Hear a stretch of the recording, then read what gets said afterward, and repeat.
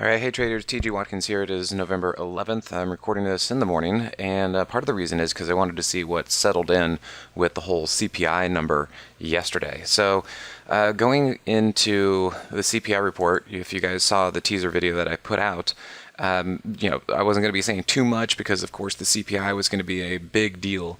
And I said, well, if we compare this to kind of this pattern that I'm seeing from 2008, it actually said that we should be seeing that the market actually wants to go higher from here, and that it would probably end up being something around, let's see, right here on the hourly 200 SMA. And you could see that it held the hourly 200 SMA back there, did a double bottom off of it, and then it actually pulled back here to, again, hold the hourly 200. Of course, it definitely didn't look like that going into it. I mean, the market sold off, the day and a half going into it. That was also kind of expected. It was the same exact situation, patterns, all that kind of stuff that was happening through this period in time in 2008 that I was able to find that looked very much like a similar proxy to it.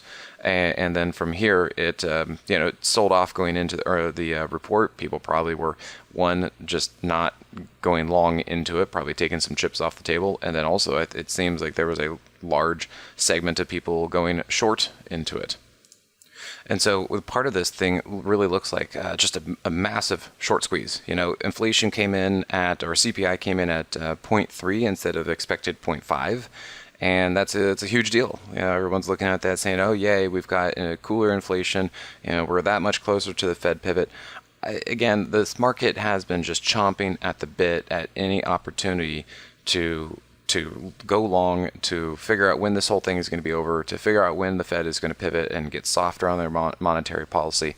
So that's really the whole narrative behind this thing. Okay, so for as much as people are short this market, and I do think that the market's going to go lower. I just don't think that this thing is over and done with quite yet. Jerome Powell has said that he's going to be very hawkish about this. I mean, he still says, look, we're going to go higher than expected, and we're going to go for longer than expected. And my understanding is I don't think that the indicators underneath the surface have really changed enough for them to change their tune or their path. So just because CPI came in a little bit cooler, I don't think changes the overall direction of what they're going. And so that's kind of like, there can be a lot of big bounces in a downtrend, and I'm leaning towards that direction. Of course, you want to be able to capture some moves. You don't want to leave money on the table, and you want to see what you can do about these things. But it is tough when some of these moves, it's a bear market. They move for a little bit and then they just kind of fade. I mean, remember, we had the Wall Street Journal article that was, quote unquote, leaked here when they were saying, oh, the Fed is closer to thinking about being dovish and kind of slowing the rate of interest rates and all that kind of stuff. And that's where we got this rally. But then they actually came out and then Jerome Powell came out during the FOMC and said basically, no, look, we are still going to be hawkish here, and we're going to raise rates higher and for longer, and that's what happened here. But then we have CPI, and now we get this giant move up here. So it is really tough to try and be swing trading in through here or holding positions for longer or anything else like that. I'll show you guys even UNG of some positions and trades that we're taking it's just up and then back down. So this is just a really, really tough market to be working with. The other thing that I'm looking at, and I'll get to this too about the Dow, but ultimately, if the SPY comes up here and hits the daily 200, I just don't see how that can really go that much further. I think the SPY 200 is kind of like, it. I just don't see it going much further than that. That's about 405 or maybe even 410 as far as that goes. So, and the Dow is already there. So I was kind of using the Dow as a proxy to figure, okay, how far is this thing going to go? That being said, in the near term, it is extremely difficult to want to get bullish right here. That would be like trying to get bullish right here. And what happened next? You got a big pullback. And so that's my concern is, this might just end up being a giant short squeeze. Everyone or a lot of people were looking for the market to go down. I was generally looking for the market to go down too, but I wasn't going to do it going into CPI, like absolutely not. And that's what I said in the preview video that we guys saw yesterday. And I said, look, I would kind of say I think we're actually going to see about finding some support and moving up. Part of my reason for saying that was that the UVXY was not ready to move up yet. Like the UVXY was not ready, which was the biggest clue for me, saying that, the market's not ready to implode yet. Now, did I expect for such a big move like this? No, of course not. But, here you are. So big short squeeze. And really, this right here kind of just looks like a short squeeze, because you had price jump up like this and then move sideways, and it didn't fall back down. And I think that's the biggest thing, is that traders are looking at this and think, okay, so I'm getting hurt. I'm getting run over from my short positions. We're right here at the previous high, right there. And my stop is probably just above it or something like that. And when price persisted up here and then started to move up, it probably started just triggering a whole bunch of stops, or traders like, oh crap, I got to get out. And you just see this woof, with just this little shoot wedge up like that. And that just seems very indicative of a short squeeze. And the phenomenon about a short squeeze is, one of two things. But I think in this situation the question is, are there new buyers coming in? Is there new money coming in here? Is this a new bullish move?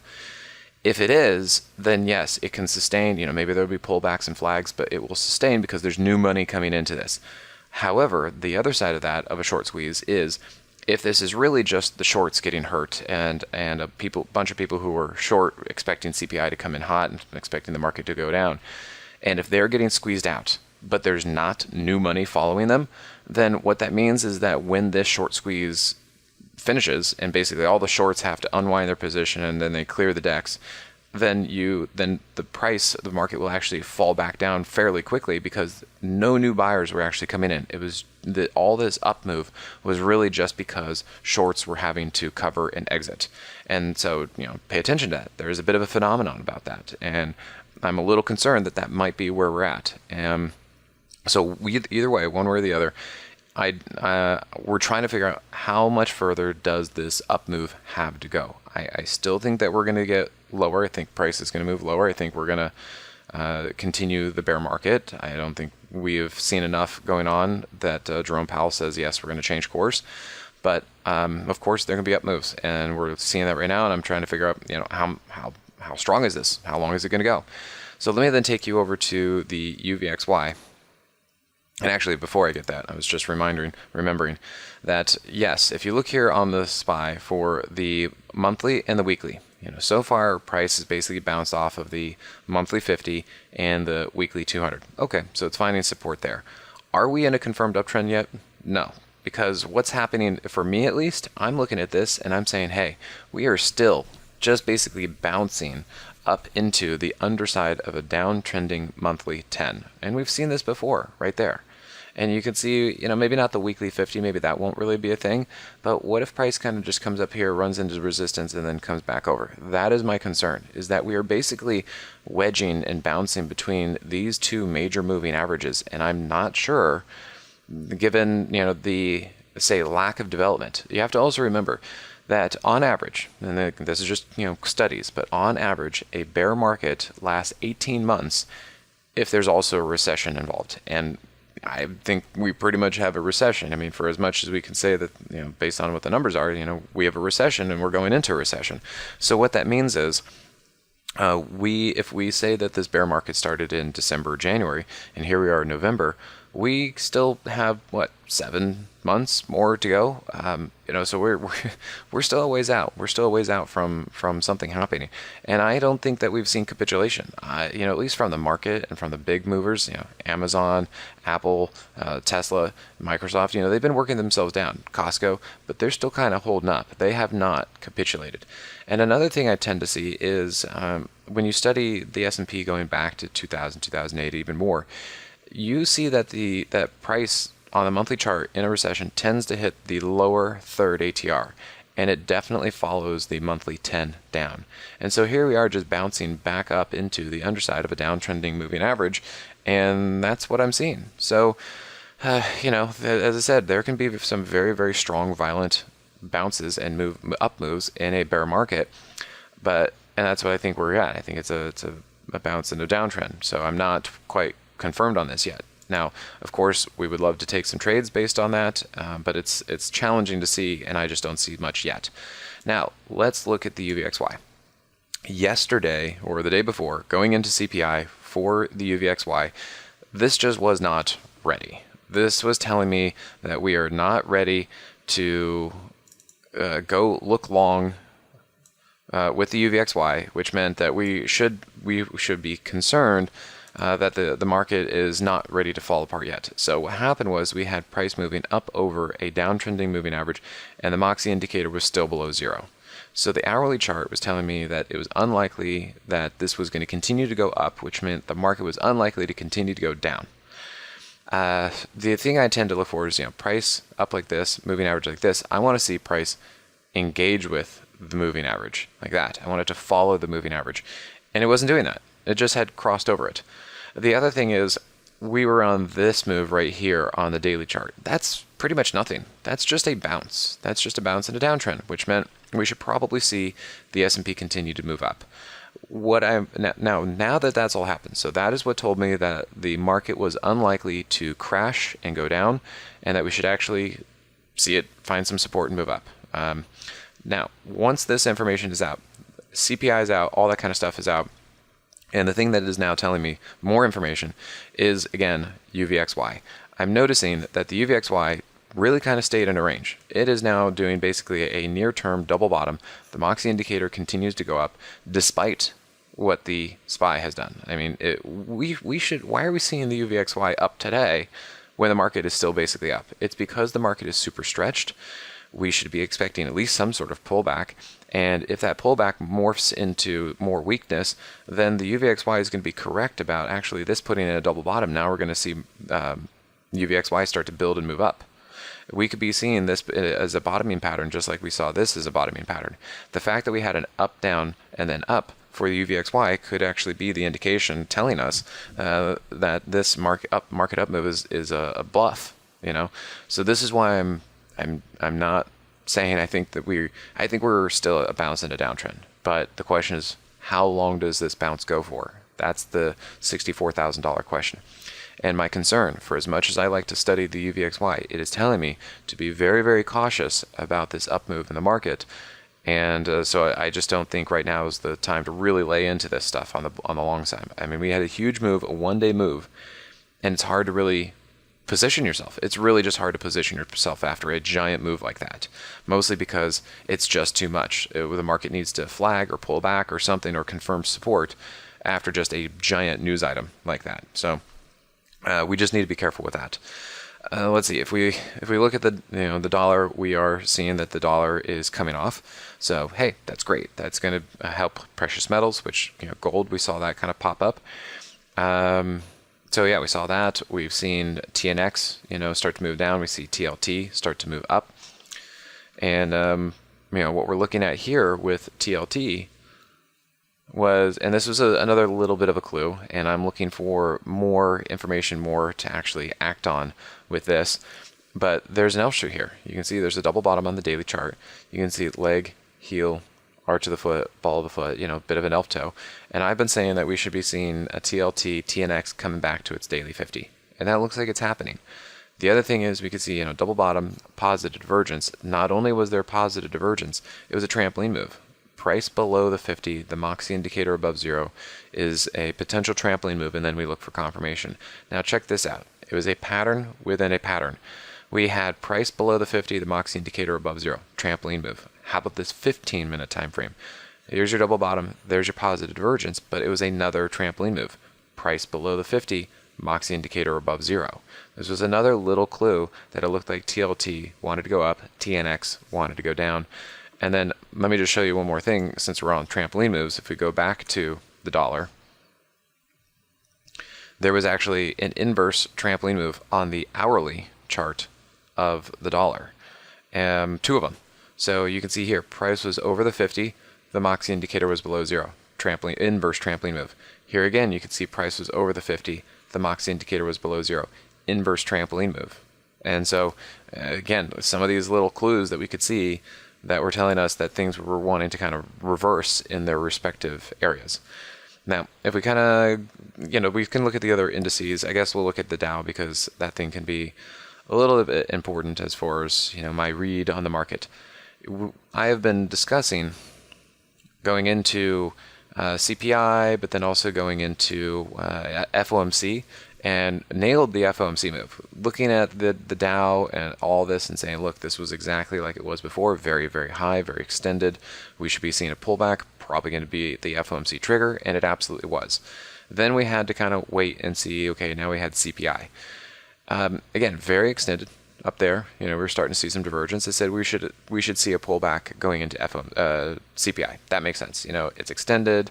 We need to have price come back down because, you know, who's going to be just loading up on the long side going into CPI? Probably nobody. And we could see that price move down. But as it turns out, and again, hard to know this going into it, only confirms after the fact. It was a binary event because of the news. You just had to wait and see. And what happened was, based on technicalities and based on the news, and it could have been different later, but it pulled back right into the hourly 50 and it worked out. There you go. So now, could you have done anything? It would have been extremely risky to assume that that was going to work based on, you know, this giant news item, CPI coming next. However, I just want to point out that it did work. The other thing, kind of going back to my assessment of the SPY and the UVXY, saying this is a bounce and a downtrend, and I'm concerned about this. You know, yes, it can go higher, but I don't know how much higher. My ultimate concern is this move right here on the daily chart.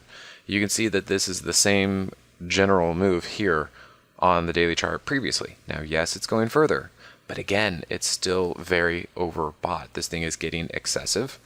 On the Dow, you can see we are again up here at the 30 ATR. Every time we get there, it pulls back a little bit. You know, at one of these points, the pullback is going to actually be real, and it's going to really actually go back.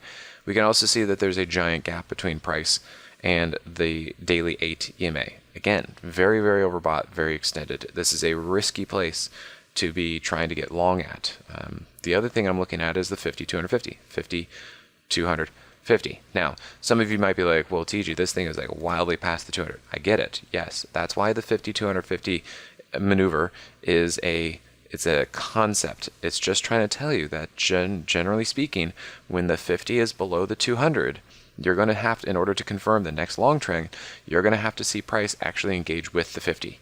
And when the 50 is below the 200, that means that price is going to generally have to come all the way back down to the 50, wherever that's going to be. And it's just kind of a concept of an idea to tell you that, you know what, when you have this situation, it's a little difficult, a little risky to try and get long up in this spot. It's better to wait for price to actually come down, engage with the daily 50 or 50 in whatever scenario you were talking about, to see if it's going to work.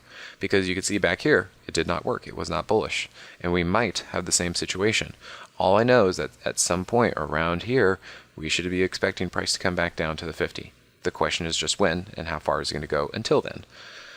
You can even see here, 50, 200, 50. It still panned out. You can still see that we waited for price to actually engage with the 50, and it did at some point. You can even see it did down here, so it did it twice. And we have not done it here yet on the daily chart. So I'm telling you, at some point, this might take days or a couple weeks, but I'm nervous on the long side because of these things. Okay, I know the CPI came out and it's cooler and all that kind of stuff, but it's just a tough time to try and load up on the long side in through here. All right, then if we look at XLE, and I also want to show this on the weekly time frame because I was also seeing indication that this too is kind of overbought, and it was much clearer last week.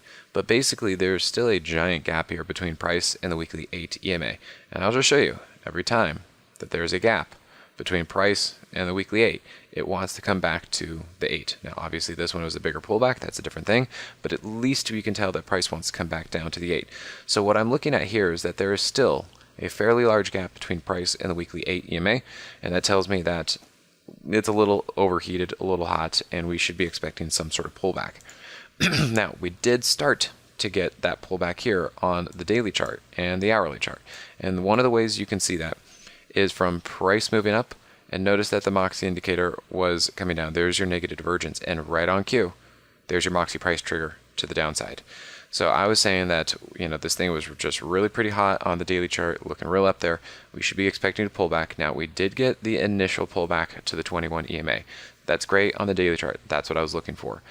Now, at that point, the 21 EMA tends to be support, either now, temporarily or stronger in the future. So now the question is, now that it's bounced off, reached the 21, bounced off of it, is that good enough, and will it continue? Will it continue like it did here off of the 21, or is this the process of topping and actually starting to move down? If I were to look at the weekly chart, I think it needs to rest a little bit more. So I'm not quite ready to say, yes, let's go long on this yet. But I don't know if it's going to keep pulling back even more. I don't know if this is the next major move to the downside. But I think we need to wait a little bit, because I don't think XLE and all that kind of stuff are quite ready to really get going at this point, and I need to see some more development. But the lead up to this pullback was pretty clear with the Moxie indicator and that weekly chart. Now, UNG is another interesting one that I've been looking at, and it's looking promising. There was a move that we tried taking in through here, and this is kind of just more example, more indication of just kind of this craziness with the market. I was looking in through here of price starting to hold the hourly 50 with the Moxie indicator above zero. It started to get over the 15-minute 50. Everything was looking pretty good, and it had a great 2-day move, like awesome. But what did it do? It got super overbought, super overextended, ran right into the daily 200, and then came all the way back down to where it began. This is tough stuff to try and trade. You catch these moves, they maybe last 1 to 3 days, and then they give it up again. So really difficult to work with. Now, how about now? Is this an area that we can go and trade? Maybe. I have been looking at this, trying to see if there's another setup, but I haven't quite found the right thing to go into, and I'm just not sure where I wanted to go with this yet. So again, I'm going to let the dust settle a little bit. If this is really a good move, then we should see it manifest more later, and it should be fine. However, we do still have a downtrending daily 50 with the Moxie indicator very much below zero. So what this could end up being is this could actually just be a bear flag into the underside of a downtrending moving average. That's a possibility too. That is the challenge of what we're dealing with this market is, we see things, it's like, oh, this looks like it's setting up and going longer, again, going higher. Well, it could be. But what if it's just a bear flag that actually just kind of moves up into resistance? So that's the tough thing of having to play these moves basically from the underside. We're trying to catch a move that goes down and then up, not basically a nice uptrend with moving averages and everything stacked in the correct way and all that kind of stuff. Yeah, so real difficult out there. You guys stay nimble out there, take profits when you can. And if the market goes your way in a big way, say thanks, take some chips off the table, and just be prudent in this market. All right, everyone. Thanks again. Talk to you soon. Hey guys, Dave Keller here with StockCharts.com. Thanks so much for watching our video. If you enjoyed it, and we hope you did, hit the like button right below. Also, we have so much new content every day. Consider subscribing to the channel. Just hit the subscribe button in the video or right below. Thanks for watching. Stay safe. Have a fantastic day.